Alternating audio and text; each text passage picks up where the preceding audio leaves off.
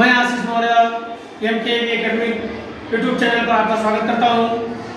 आज मैं एक ऐसे टॉपिक लेकर आया हूँ जिसमें इंटरेस्ट भरी हुई है, क्योंकि हम लोग पृथ्वी पर रहते हैं और पृथ्वी पे यही तो पढ़े हैं कि पृथ्वी हमारा घूर्णन कर रहा है, यानी पृथ्वी हमारी घूम रहा है। लेकिन हमारे दिमाग में ये क्वेश्चन बार बार उठता है कि पृथ्वी हमारा घूम रहा है तो हमारे इस पे पर्वत है, पठार है, महासागर है, वनस्पतियाँ हैं, तो ये वैसे की वैसे कैसे बनी रहती हैं? इसके हम लोगों के मन में कहीं ना कहीं विचार उठता रहता है। लेकिन इसको हम जानने से पहले अगर आपको कुछ समझ में नहीं आ रहा है तो कमेंट बॉक्स के माध्यम से आप पूछ सकते हैं। सुझाव देना चाहते हैं तो कमेंट बॉक्स के माध्यम से सुझाव दे सकते हैं। वीडियो अच्छा लगता है तो लाइक भी कर सकते हैं और चैनल को सब्सक्राइब कर सकते हैं। और इस वीडियो को मतलब जो भी वीडियो है आप लोग अगर ज़्यादा से ज़्यादा शेयर करेंगे तो सभी भाई बहन के पास अच्छी जानकारी पहुंच सकती है। तो आइए हम लोग ऐसे टॉपिक को शुरू करते हैं। टॉपिक का नाम है भू संतुलन। भू संतुलन टॉपिक का नाम है भू संतुलन, यानी जो पृथ्वी है, पृथ्वी का संतुलन कैसे है। तो भू संतुलन शब्द का प्रयोग सबसे पहले पृथ्वी भू संतुलन शब्द का प्रयोग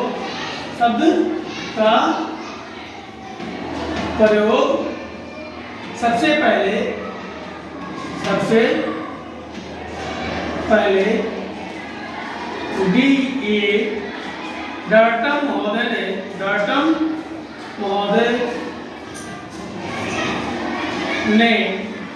1889 में किया था। यानी डॉक्टर महोदय ने भू संतुलन शब्द का प्रयोग सबसे पहले 1889 में किया था। और हम सभी लोग जानते हैं कि पृथ्वी हमारी क्या करती है, घूर्णन करती है। लेकिन घूर्णन करने पे हम देखते हैं कि हमारे जो हिमालय पर्वत पहाड़ सब वैसे वैसे हैं। तो उसी में एक एरी महोदय थे। तो एरी महोदय ने बताया, उनका मानना था कि जो पृथ्वी है तो पृथ्वी सियाल जो है वो सीमा पर तैर रहा है। यानी एरी महोदय ने का मानना था कि सियाल जो है वो किस पे तैर रहा है, सीमा पर तैर रहा है,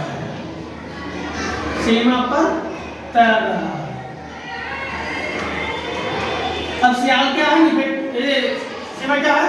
तो हम सभी लोग जानते हैं जो पृथ्वी का हमारे यहाँ की संरचना है, 3 है तरीके से। ऊपरी भाग जो होता है सियाल होता है, बीच का जो भाग होता है सीमा होता है, और जो निचला भाग होता है ये निक्य होता है। ठीक है, यानी ये निक्य होता है, सीमा होता है, सियाल होता है। तो जो हमारी ऊपरी परत है, ऊपरी भूमि है, सियाल जो बीच वाली यानी सीमा पर क्या है, तैर रहा है। ये किसका मानना था? एरी महोदय का मानना था। और इसने एरी महोदय नाम लिख लीजिए। और एरी महोदय के साथ में मानना था कि सभी स्तंभ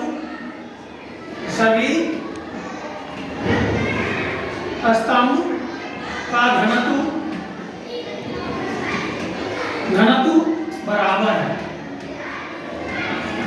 है और गहराई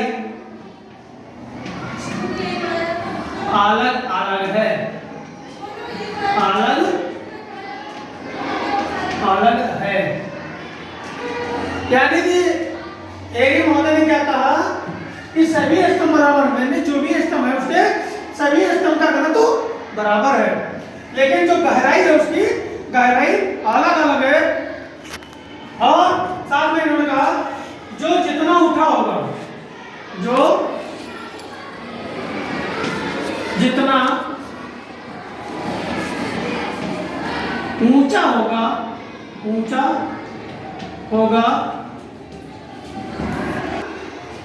होगा वो उतना ही गहराई पृष्ठ है, पृष्ठ है।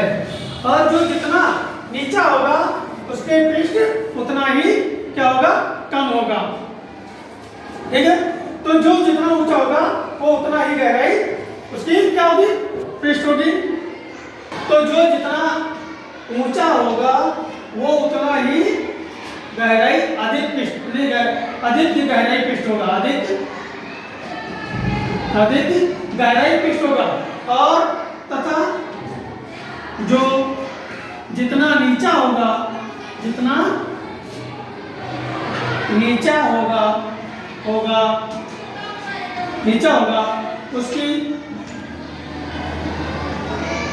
उसकी गहराई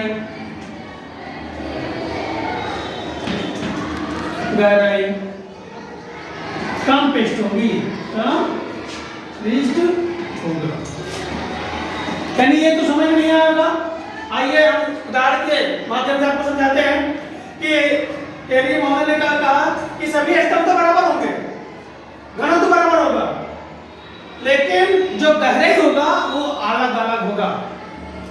साथ में जो जितना ऊंचा होगा वो उतना अधिक गहराई होगा, और जो जितना नीचा होगा उसकी गहराई उतनी कम होगी।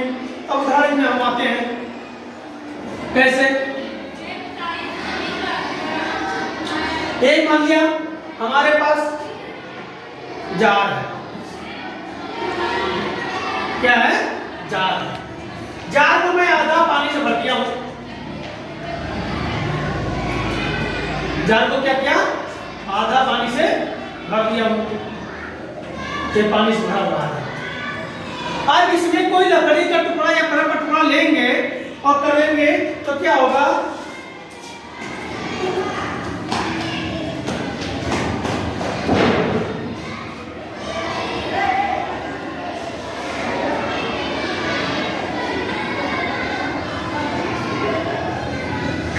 तो ये क्या हो गया आपका, इन्होंने बताया कि इसका तो घनत्व होगा, इसका जो भी ये हमारे हैं उच्चावच है, उच्चावच मतलब मैंने बताया था, ये जो उच्चावच है, उच्चावच मतलब ऊंचा या नीचा, जो भी हमारा ऊंचा नीचा है, यानी कि ऊंचा क्या था, पर्वत थे, हिमालय थे, और नीचा क्या था, महासागर थे, तो वही हमारे उच्चावच थे। तो ये हमने देखा कि ये सभी का घनत्व क्या है, बराबर है।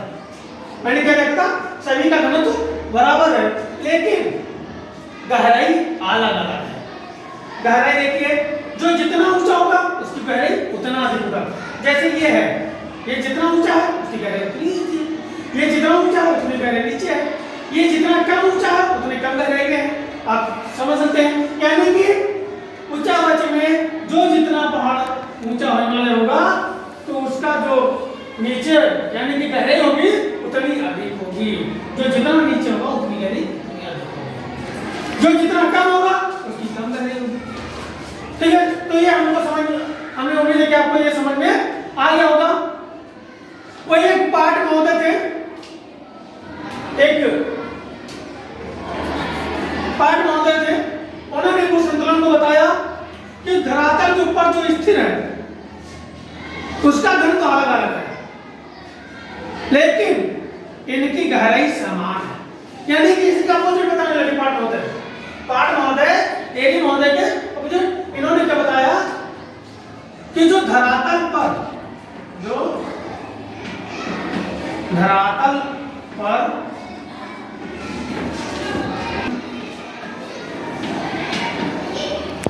इसके स्तंभ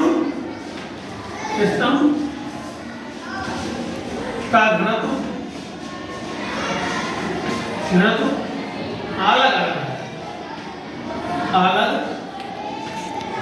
अलग है, लेकिन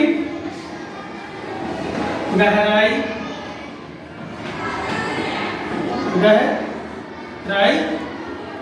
बराबर है।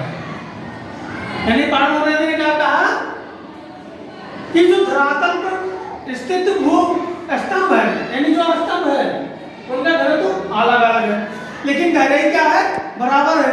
जैसे इन्होंने जो एक बताया ये हमारा जहाज है, तो ये भी पानी से भरा हुआ है जैसे। तो इन्होंने बताया कि जो पृथ्वी के ऊपर स्थित स्तंभ है उनका घनत्व जो है वो अलग अलग होगा, यानी जो क्या घनत्व अलग अलग होगा। लेकिन गहराई बराबर होगी, यानी चाहे कोई ऊंचा हो, जैसे ये ऊंचा है तब भी इसकी गहराई बराबर है, ठीक है।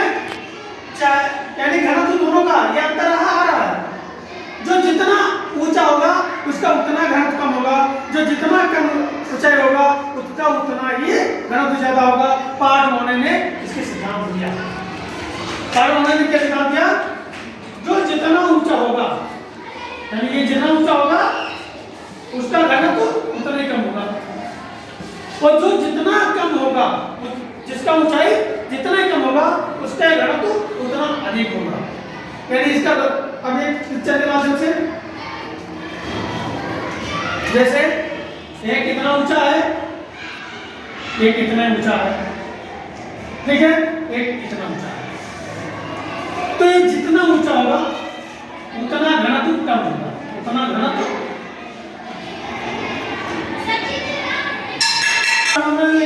जो जितना ऊंचा होगा उसका घनत्व उतना कम होगा।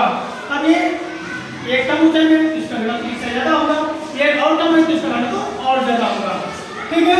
तो ये पार्ट महोदय का सिद्धांत था। और जब संतुलन नीचे का बराबर होता है तो इसको हम क्षतिपूर्ति कहते हैं। क्या कहते हैं? जब नीचे का संतुलन बराबर होता है तो हम इसको क्षतिपूर्ति कहते हैं। महोदय ने ऐसे सिद्धांत दिए हैं। तो आज आपका कंफ्यूजन दूर हो गया होगा कि भूमि पर संतुलन कैसे है। सभी लोगों ने यही बताया कि जैसे जैसे हमारा पृथ्वी घूर्णन कर रहा है तो उसकी स्थिति में हमारे ये भी उसी स्थिति में रहते हैं जो हमारे भूमि पे संतुलन बनाकर रखते हैं। तो इसके साथ आप लोगों से भी वही चीजें कि ये वीडियो को अधिक से अधिक शेयर करें जिससे सभी लोगों को जानकारी ऐसी मिलती रहे। जय हिंद, जय भारत।